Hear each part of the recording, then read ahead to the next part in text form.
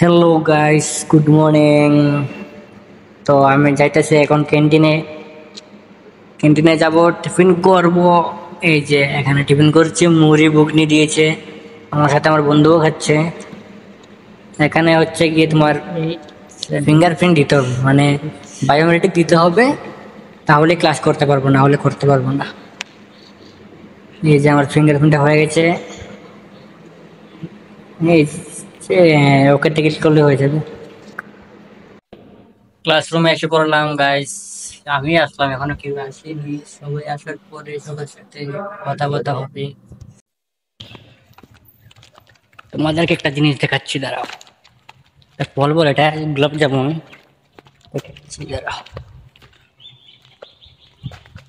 এই দেখো, এই যে এইগুলো, এগুলো খেতে খুব মিষ্টি। এমন এমন লাল একটা পেরে, হুম,